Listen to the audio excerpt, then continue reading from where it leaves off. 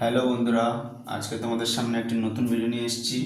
তো ভিডিওটি শেষ পর্যন্ত দেখতে থাকো। তো দেখো, আজকে তোমাদের আমি দেখো প্রথমে 11 স্কোয়ার, তারপরে 111 স্কোয়ার, তারপরে দেখো 1 তার স্কোয়ার, 5টা 1-এর স্কোয়ার। তো এইগুলো আমরা কয়েক সেকেন্ডে সলভ করব। দেখো, প্রথমে দেখো 11 স্কোয়ার আছে। তো 11 স্কোয়ার আমরা এমনিতেও জানি, 11 স্কোয়ার হবে 121, আমরা জানি। কিন্তু 111 স্কোয়ার আমরা কীভাবে নির্ণয় করব? এটা করতে হলে তো আমাকে সে গুণ করেই করতে হবে। কিন্তু এর একটা আমি শর্ট ফর্ম বলে দিচ্ছি। দেখো তোমরা কী করতে হবে, কটা এক আছে? 1 2 3, 3টা এক আছে।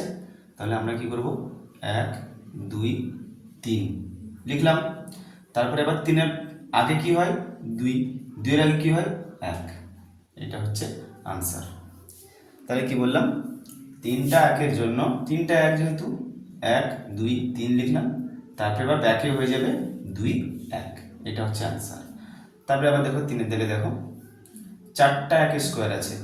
দেখো 4টা 1-এর স্কোয়ার, সেই একইভাবে 4টা 1 আছে মানে 1 2 3, আমরা 4 অবধি যাব। তারপরে এবার আমরা পিছিয়ে যাব। 4-এর আগে কি? 3, তার আগে কি? 2, তার আগে কি? 1। দেখেছো কত সহজ এটা? তার 4 নম্বরটা দেখো, 5টা 1-এর স্কোয়ার আছে। এখানে দেখো 5টা 1-এর স্কোয়ার আছে। তাই আমরা কী করবো, 1 2 3 4 5, যেহেতু 5টা 1 আছে সেই জন্য আমরা 5 অবধি নিলাম। তারপরে আমরা আবার ব্যাকে যাব, 4 3 2 1। এইগুলো হচ্ছে অ্যান্সার। দেখেছো কত সহজ?